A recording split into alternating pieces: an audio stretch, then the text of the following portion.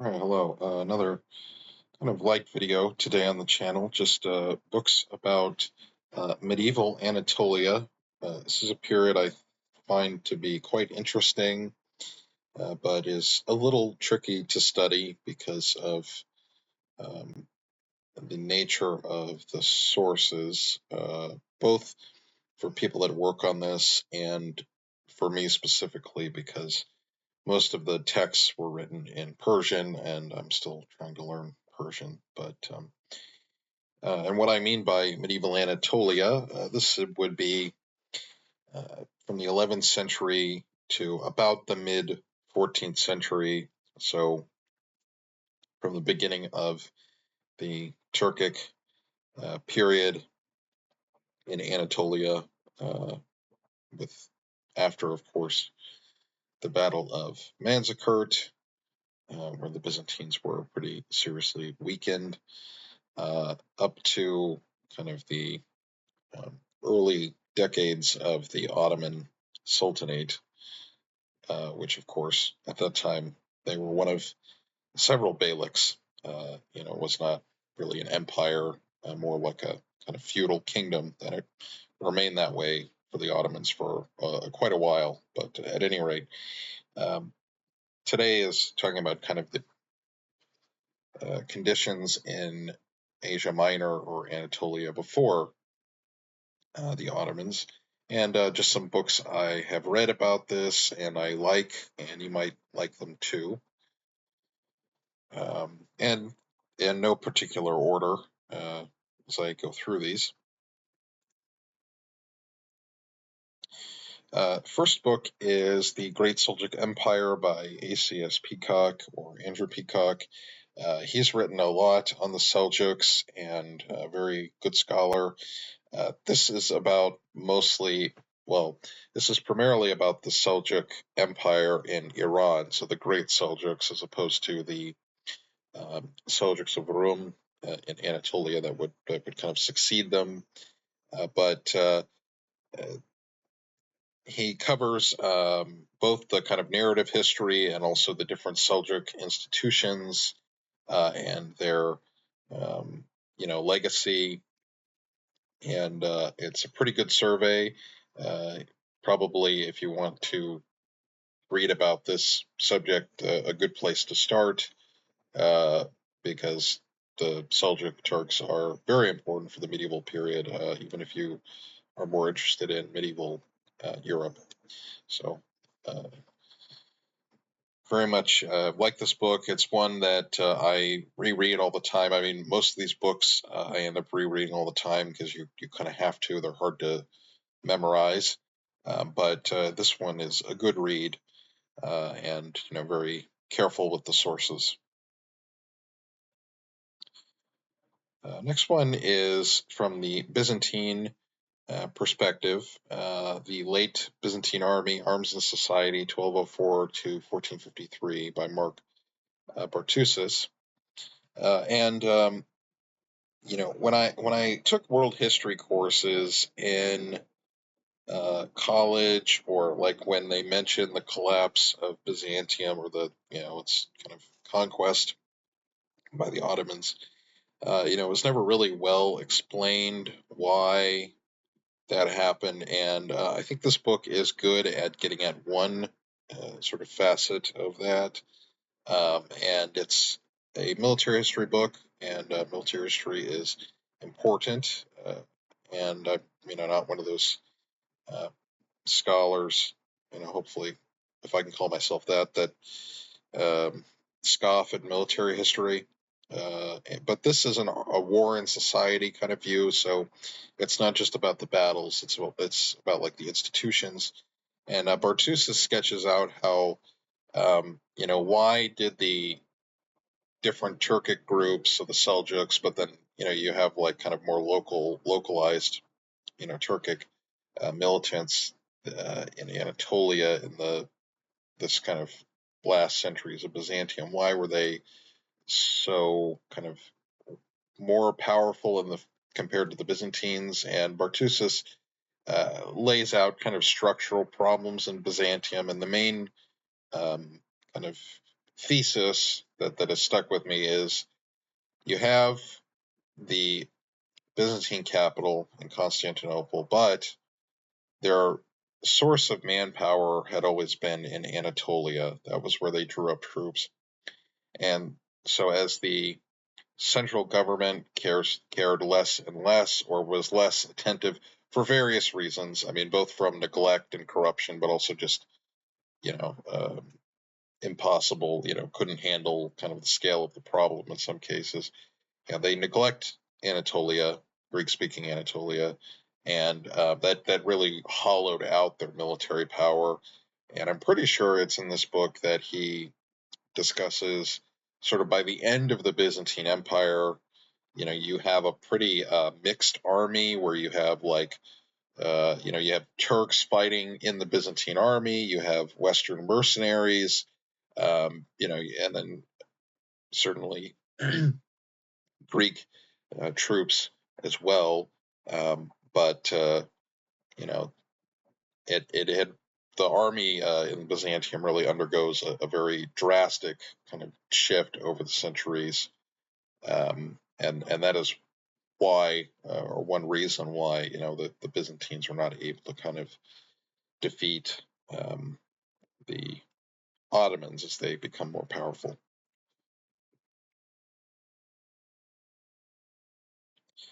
Okay, of all the books on this list, this is probably my favorite. I've also read this recently. So this is Byzantium and the Emergence of Muslim Turkish Anatolia by Alexander Daniel Byhammer. And this book is kind of, I think, a successor to two more that I'll talk about in a minute. But Byhammer looks more closely at this period from 1040 to 1130, and I really enjoyed it because he has competency with both the Greek sources and the Islamic sources, mostly written in Persian, um, or I think pretty much all written in Persian, if I remember, based on the references. But at any rate, um, and he carefully shows why there was this uh, resurgence of, or not resurgence, but expansion of Turkic power into Anatolia in this kind of critical period from the 11th century to the mid 12th century. So it does overlap with the Crusades, which start in 1095, and it also covers briefly discusses the implications of the Battle of Manzikert.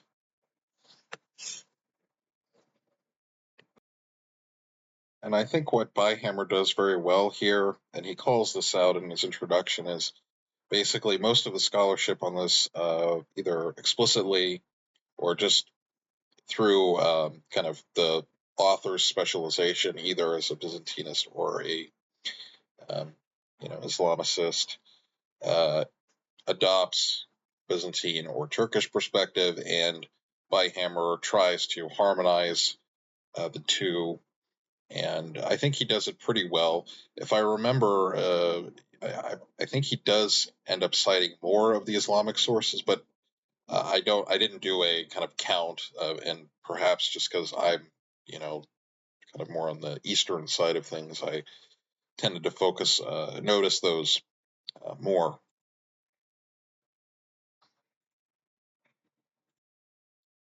So for me, if out of all these, if there was only one book I would recommend, or one book to get, I would say this one. This is the one I enjoyed reading the most. Now, I will say it can be a little technical in places, and a little the writing can be kind of dense. So, which I don't see that as a bad thing, but if you're not prepared for that, that can be kind of I could see why that could be frustrating. But if you like that kind of thing, this is a good one. And just to give a little uh, piece of advice in general, little life hack, if you will. You don't have to always read like the whole book cover to cover for these kind of like monographs. Like you can just read a chapter or skip some pages if you're not interested in that particular part. You don't have to sit and read it like a novel. So uh, you know, um, not that you shouldn't challenge yourself, but if it's maybe a really technical historiographical discussion and that doesn't interest you, then just skip it and read the kind of more narrative sections in general. But anyway, uh, to move on to the next book, so uh, the decline of medieval Hellenism in Asia Minor and the process of Islamization from the 11th to the 15th century by Spiros Virionis Jr. Kind of the founding book on this subject in some ways, not the first, but I think this set the tone of the scholarship in a lot of ways, and based on his name, Virionis was obviously Greek, adopts a Greek perspective, and he does make a case, and I think pretty well. This book was published in the 1960s, I believe, originally. He does make a case, and I think pretty well, for the kind of um, widespread displacement of kind of Greek culture and life in Anatolia following the kind of the Battle of Manzikert. Now, I'll just say that I don't entirely personally view Manzikert as like a turning point. I think that's one of those things that is easy to overplay, like a lot of these kind of battles of history. Um, and I think Manzikert tends to be one that is overstated in its importance. But anyway, that's like a separate subject. But he is very good at showing kind of not just the narrative kind of the what he describes as the decline of medieval Hellenism, um, and he shows kind of tries to show through various sources decline in population, changes to kind of place names, decline in kind of revenue, trade activity, and sort of thing. So he does have a particular viewpoint, and like I mentioned, Byhammer talks about people that adopt kind of a Greek or Turkish perspective, either explicitly or implicitly. Virionis definitely has a Greek perspective, but I think it's still worth reading, even if it has not maybe aged all that well in terms of its framing. But I think it's still one of those classics that's good to read, good to know. Um, it is a pretty big book, but it's worth a look, at least. Um, I think, well, yeah, I mean, I think that's all I have to say about Virionis, and maybe you read him and you think this guy's an idiot or something. I don't think he was, but maybe you might not like his approach. Um, now the thing I will say that I don't really agree with Virionis about is he does kind of posit that Anatolia was kind of completely sort of culturally Hellenistic, um, and sort of implies a kind of like Greek or Byzantine, whatever, national idea in Anatolia. Um, I think he makes a good case for it. I don't necessarily agree with that, and more recent authors that are pretty famous uh, will take that kind of idea sort of beyond the limit in some ways. But anyway, like I said, Virionis, good, worth reading. It's one of those kind of foundational books, and I think I still would recommend it, which is why it's on this list. Now, the last one, Cloud Cahen, pre-Ottoman Turkey. Now, interestingly, uh, Cahen and Varionis were writing their books like at the same time. So Varionis came out, and then Cahen was still writing his book, and they went to publication like around the same time. So they were kind of writing independently of one another, which is sort of interesting. But and they reached pretty different conclusions. Now, I will say, if I had to pick between Varionis and Cahen, I prefer Cahen because he's a little more uh, balanced in some ways and holistic in his approach. And as the title implies, there is a kind of Ottoman framing to it, a pre-Ottoman Turkey, but um, he had a very good grasp of the sources in translation. Obviously, his name, as his name suggests, he was French, but he had a good understanding of the sources, I think. Wrote a pretty balanced book overall, and this is so. Like I said, if I had to pick personally between Virionis and Cahen, I'd probably pick Cahen. Um, if I was on a long flight or something, but both worth reading. And if you wanted a kind of like progression to go through these books, even though I said they're not in an order, I would start with like Cahen and Virionis, either one, uh, and then read Byhammer because he's kind of the successor in some ways in terms of the way he approaches things, and then read the others. But anyway, it's not like a syllabus or anything. It's just an idea if you wanted to sort of go through this chronologically. So that's what I have for today. Hope you found this helpful or interesting. I might follow up on this again as I read more in this area. Um, I could also do a video on books about Ottoman origins.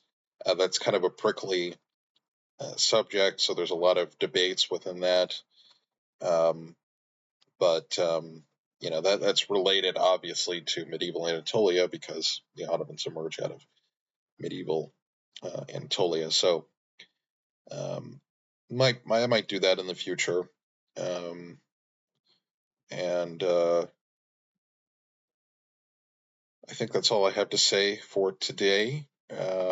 So thank you for watching, and I will talk to you in the next video. Have a nice day. Görüşürüz. İyi günler.